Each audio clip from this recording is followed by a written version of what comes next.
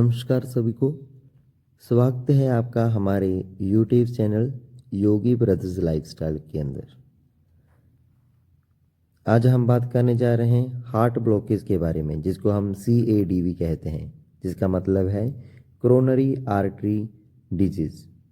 इसके अंदर हमारी आर्टरी के अंदर फैट जमा हो जाती है, जिसके कारण हमारे हार्ट को अच्छे से ऑक्सीजन पास नहीं होती और यही हमारा हार्ट अटैक का मेन कारण बनता है।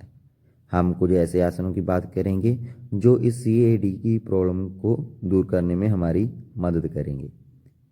पहला जो आसन है वो है हमारा ताड़ासन।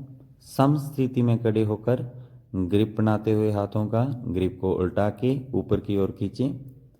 ऊपर की ओर खींचते समय इनहेल करना है और अपनी बॉडी को स्ट्रेच करना है। ऊपर जाकर ब्रीदिंग को होल्ड भी कर सकते हैं और वापस नीचे आते हुए एक्सेल करना है।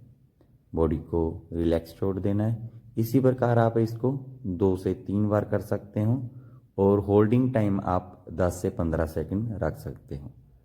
इस ताड़ासन के करने से हमारी बॉडी के अंदर ब्लड सर्कुलेशन में इम्प्रूवमेंट आती है और हमारी हार्ट रेट नॉर्मल रहती है।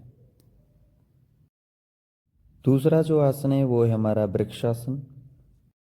सम स्थिति में खड़े होकर एक लेग को बेंड करना है और अपने घुटने के ऊपर साइड में बैलेंस बनाते हुए रखना है। ध्यान रखें कि आप बैलेंस बनाते समय सामने अपनी हाइट के अकॉर्डिंग किसी भी एक पॉइंट के ऊपर फोकस कर सकते हो, जिसके कारण आपका बैलेंस बनेगा। और हाथों को नमस्कार मुद्रा में ले जाते हुए ऊपर की ओर खींच के रखें। इसी प्रकार हम दूसरी साइड करेंगे। एक पॉइंट के ऊपर ध्यान लगाने से हमारी हार्ट रेट नॉर्मल रहती है और हमारे ब्लड सर्कुलेशन में इम्प्रूवमेंट आती है। तीसरा जो आसन है वो है हमारा पश्चिमोत्तानासन। दोनों पैरों को मिलाना है और हाथों को ऊपर उठाते हुए इनहेल करना है और टो को टच करते हुए एक्सहेल करना है। इसमें ध्यान रखना है कि आपकी लेग स्ट्रेट रहें, घुटने बेंड ना होएं और ब्रीदिंग का बहुत ज़्यादा ध्यान रखना है। ज़्यादा से ज़्यादा कमर को स्ट्रेट रखना है। ये आसन करने से हमारी लेग्स के अंदर खिंचाव पड़ता है, जिसके कारण ये आसन हमारे पैरासिम्पैथेटिक नर्वस सिस्टम के लिए बहुत ही लाभदायक है।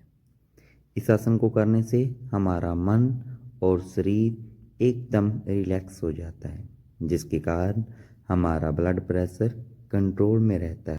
चौथा जो आसन है वो है भुजंगासन, जिसको हम 3 स्टेप्स में करेंगे। पहला है ए पार्ट, जो वीडियो में आप देख रहे हो। इसके बाद होएगा बी पार्ट और फिर होएगा सी पार्ट। ए पार्ट में आप इसी तरह अप डाउन करना है। ध्यान रखना है कि ऊपर जाते हुए इनहेल करना है और नीचे आते हुए एक्सहेल करना है। इसी प्रकार 7 से 8 बार अप डाउन करने के बाद आप इसको ऊपर होल्ड करना है। आपने 15 से 20 सेकंड तक होल्ड रखना है और ब्रीदिंग को होल्डिंग टाइम नॉर्मल रखना है। मतलब आसन को जब होल्ड कर रहे हो उस टाइम ब्रीदिंग को नॉर्मल रखना है। ये है बी पार्ट। इसमें आधा पेट और आधी एल्बोस को बेंड रहेगी और आधे पेट को ऊपर उठाना है। उसी प्रकार ऊपर जाते हुए इनहेल और नीचे आते हुए एक्सहेल। 7 से 8 बार अप डाउन करने के बाद 15 से 20 सेकंड के लिए होल्डिंग।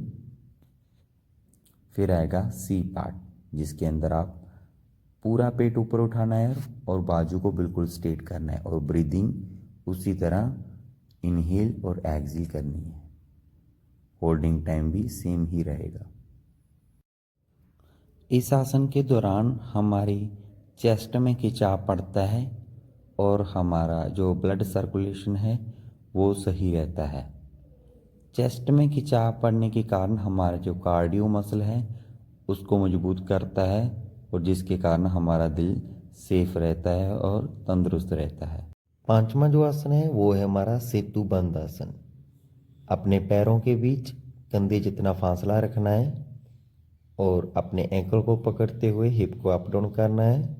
या आप एंकल पकड़ नहीं सकते तो हाथों को ऐसे ही नीचे रख के एड़ी को टच करते हुए अप डाउन करना है। अपनी चिन लॉक करने की कोशिश करनी है। इस आसन के दौरान हमारी चेस्ट मसल में खिंचाव पड़ता है, जिसके कारण हमारे फेफड़ों की क्षमता बढ़ती है और जिसके जरिए हमारे शरीर में अच्छे से ऑक्सीजन पास होती है। लास्ट जो आसन है हमारा वो है गौमुख आसन। एक एड़ी के ऊपर बैठना है और हमारे एनएस पार्ट को बिल्कुल एड़ी के ऊपर रखना है, जो कि आप वीडियो में देख रहे हैं। और जो घुटना ऊपर है उस हाथ को ऊपर रखना है और पीछे दूसरे हाथ से क्रॉस करना है। इसी प्रकार साइड को चेंज करना है। अब दूसरी साइड, पैर की एड़ी के ऊपर बैठना है और हाथों को पीछे। इस आसन से हमारी चेस्ट की ओपनिंग होती है, जो कि हमारी कार्डियो मसल के लिए बहुत ही फायदेमंद है। इस आसन को करने से हमारे आर्टरीज में खिंचाव पड़ता है और बाद में उनको रिलैक्स फील होता है। ये सभी आसन हार्ट ब्लॉकेज मतलब CAD प्रॉब्लम के लिए बहुत ही लाभदायक है। मैं आशा करता हूँ कि आप सभी आसनों को अच्छे से करोगे और अपनी प्रॉब्लम को दूर करोगे। हम जल्द ही एक और वीडियो लेकर आएंगे जिसके अंदर हम आपको CAD प्रॉब्लम के लिए कुछ प्राणायाम के बारे में बताएंगे और हम मेडिटेशन के बारे में भी बताएंगे। मैं आशा करता हूं कि आप इस वीडियो को बहुत ही ध्यान से देखोगे और अपनी CAD प्रॉब्लम को दूर करोगे। बहुत बहुत धन्यवाद।